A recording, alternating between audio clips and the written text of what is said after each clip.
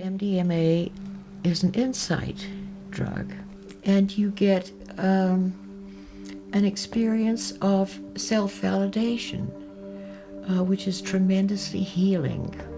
MDMA showed me my potential, what I could feel, who I could be, the way that I could relate to other people, and the way that I could feel about them and about myself. It was amazing. It was like I got to do actually like almost brain surgery on myself and go into my mind and see the thought patterns and the belief systems that had kind of calcified in there and rewire them to the highest truth, to what really is true. I felt nothing but compassion for myself, despite all the things that I had been through, all the hard circumstances that I had seen. Readdress the trauma from the place of my very best, highest self. And then I got to take that person and help the most sick person that I was. Now with MDMA, you have somebody who's relaxed and willing to talk, but they're completely awake, they're totally alert, their memory is sharp. It was actually like I was very, very clear and was able to process memories. And also their memory for past events is sharp. They can talk about something that happened 10 or 20 years ago. What you're about to see is something very private, it's very personal.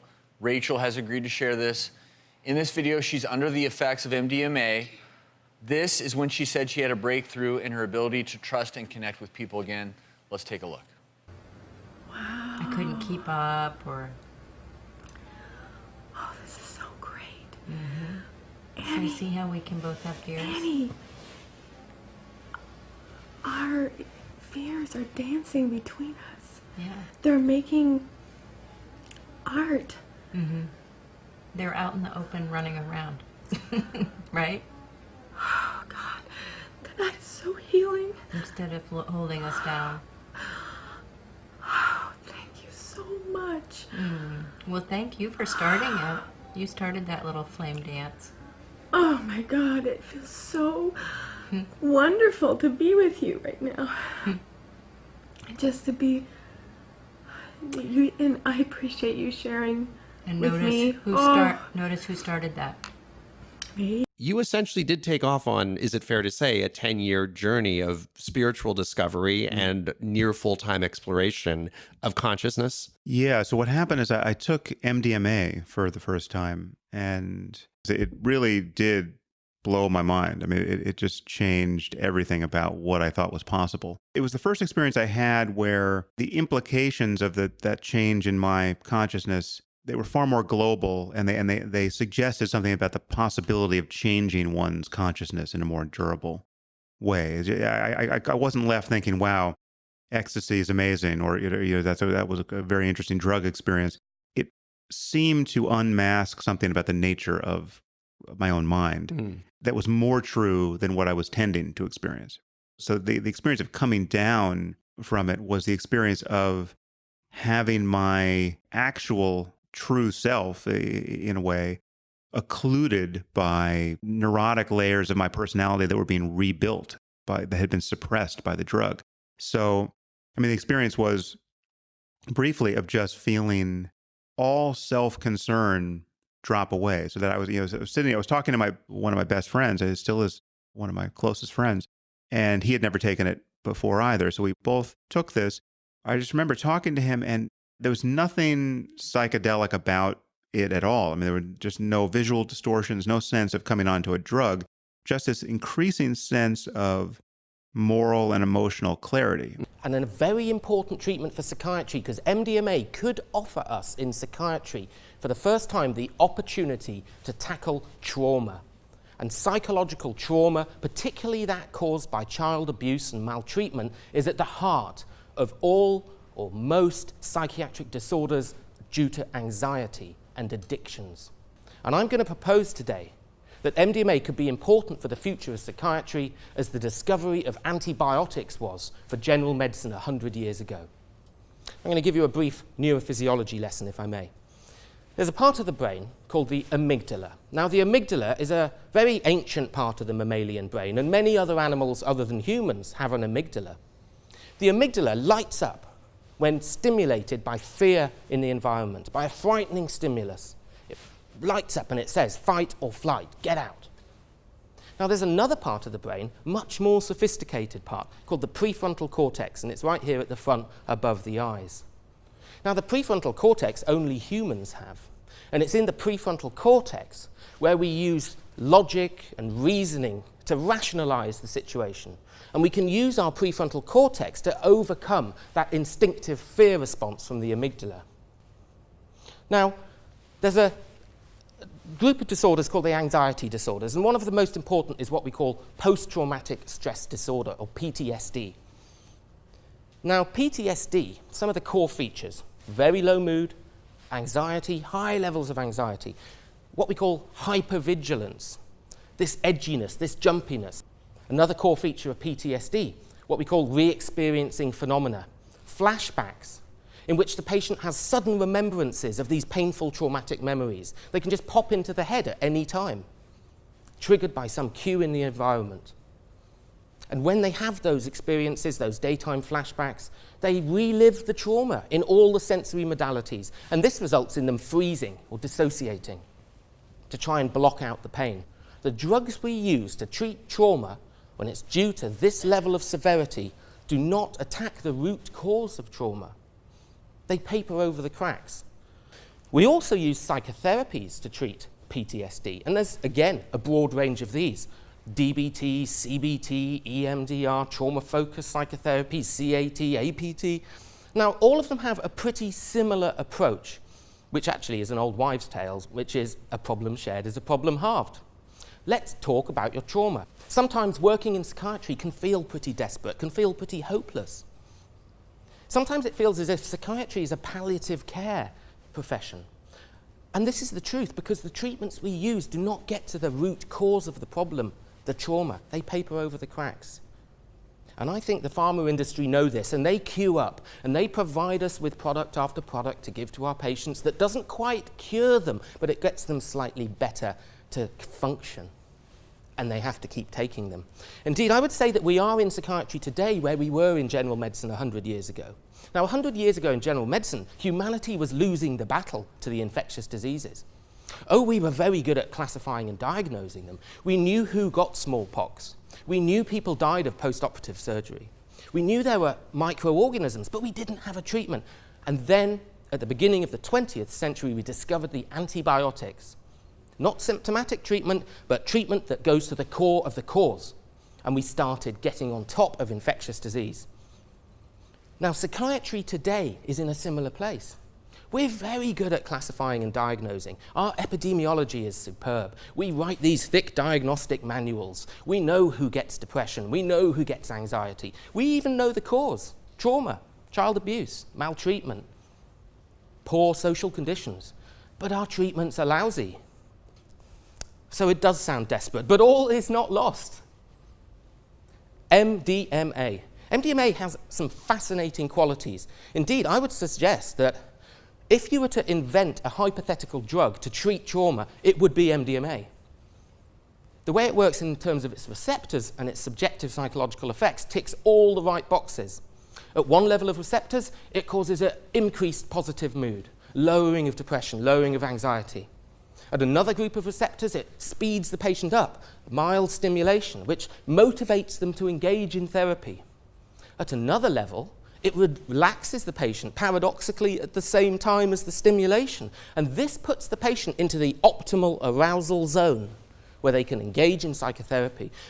But perhaps the most important thing about MDMA, and the most important clinical tool, is its ability to provide a sense of empathy and understanding and emotional security. It can hold the patient in a place where they can think about and access their trauma like they've never been able to do before. One of the ways in which MDMA works is it increases the release of a hormone called oxytocin. Now, oxytocin is released from the brains of breastfeeding mothers. It's a hormone that engenders a sense of attachment and bonding, and that's what's happening in the patient who takes MDMA. And also, it acts directly on the amygdala to reduce that fear response, whilst at the same time boosting the prefrontal response, allowing the patient to see things in a new light, a positive light. MDMA is like a life jacket It's like a bulletproof vest to wear to go into battle with your trauma. So, does it work? Well, we've known about MDMA for a very long time, and indeed we've used MDMA in underground therapy for 30 or 40 years. And there are thousands of positive anecdotal cases. I get 5 emails a week from all over the world. Dr. Sessa, I've had PTSD for years, I've tried everything, and now I tried MDMA and I'm starting to make a breakthrough. Now, anecdotal reports like that are interesting, but they're not science. So we've done the science, and some important studies in recent years. Big study in the States showed that a single course of MDMA therapy, 16-week course, patient takes MDMA 3 times, tested against a placebo. At the end of that course, 85% of the people no longer met the diagnostic criteria for PTSD. Not just a relief of symptoms, they didn't have PTSD. Now that cohort were then followed up 3 years later, the same, no PTSD. Many of those people had come off their daily medications.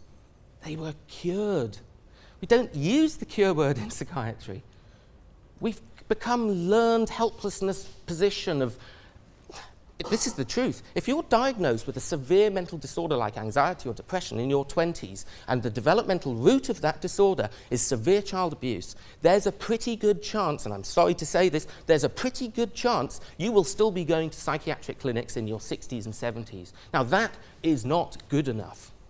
And we're in this position because we're not tackling trauma. So it works. But is it safe? Well, when we think about safety of clinical MDMA, what we must not do is look at the risks of recreational ecstasy. I don't even know what ecstasy is anymore. Ecstasy's over here. What is ecstasy? Some dodgy pill bought in some dodgy club of some dodgy geezer that may or may not contain MDMA, plus or minus whatever far more toxic substance. And indeed, when you hear about the very high-profile deaths of people who take ecstasy, it invariably is not MDMA. Indeed, after 40 years of MDMA research, there has not been a single serious adverse drug reaction, not one, and certainly no deaths. We need to ignore the socio-political agenda that says any drug that's being used recreationally must also be very bad and dangerous. That sort of attitude hampers research. And we need scientists to drive this. It works, it's safe. Today I'm going to tell you about a new approach being developed to help people overcome deeply ingrained trauma. And it involves only 3 administrations of a drug that's been around for over 100 years. Sometimes, especially for traumas that involve a real or perceived threat to our lives, that trauma gets deeply ingrained in our bodies and our minds. Now, psychotherapy does work for some people, but it usually takes a very long time, and as a result, it's very expensive. Plus, psychotherapy is usually combined with medications anyway. So how can we get at the root of treating trauma? MDMA, or methylene dioxymethamphetamine, was first created in 1912 by the Merck pharmaceutical company, which patented the drug but never found a use for it. In the 1960s through the 1980s, MDMA was used in psychotherapy by therapists to treat a variety of mental illnesses until in 1985, responding to increased concerns over recreational use and abuse, the DEA moved to criminalize it. Now, despite some fairly sensational headlines you may have seen, and despite what your drug dealer will tell you, MDMA is not ecstasy. What is sold as ecstasy or now Molly on the street illegally usually contains other drugs, rarely contains MDMA, and often in dosages that are dangerous or unknown. So these two are just simply not the same drug. In these early clinical trials, 100 participants were treated with either MDMA-assisted psychotherapy or placebo plus psychotherapy. In those trials with placebo, 23% no longer qualified for PTSD after 3 treatments. Now, those are actually pretty good results by clinical trial standards, but when we added MDMA, that 23% went up to 61%. 61% after just 3 sessions no longer had PTSD. Now, they didn't just see their symptoms reduced, These people didn't qualify for a diagnosis of PTSD anymore. Now, with no further treatments, 1 year later, that number went up to 68%. They didn't take the drug again, but kept getting better. Something inside of these people had changed. They'd tried other treatments. They'd tried medications, they'd tried psychotherapy for PTSD, and they hadn't worked for any of these people. And significantly, they had suffered from PTSD for an average of 19 years. Nicholas Blackston is a US Marine Corps veteran who served 2 tours in Iraq. He was a Humvee turret gunner, and when he came back, he suffered from severe PTSD and uncontrollable rage at what he had done and what he had seen. I'm going to show you a brief video of Nicholas's very first MDMA-assisted psychotherapy session in these early trials. Try and think of that really rageful aspect of me, like I can't even, I know it's there, but it just doesn't, I really feel like so much more at peace with like everything. Great. Like even if I try and think about Iraq and everything, like I somehow feel like really peaceful about the fact that that's my journey and that. Yeah, thanks for sharing that. When I try and think, you know, am I going to be able to hold on to this, this understanding and this somewhat of wisdom, this knowledge that I have now. I mean, just asking myself that question, I feel like it's so profound that I don't think I could really forget it. With the help of the MDMA, in combination with psychotherapy, Nicholas was finally able to have compassion for himself and to hold that feeling with him. And 6 years later, Nicholas still has no PTSD. I took the MDMA early in the morning on the first session. Then I just started thinking about things. It was it's like a floodgate of thoughts just opened, and all of a sudden I was processing things and thinking about things in perspectives that I hadn't considered before. The MDMA broke down the barriers, so for the very first time we were able to talk about the cancer.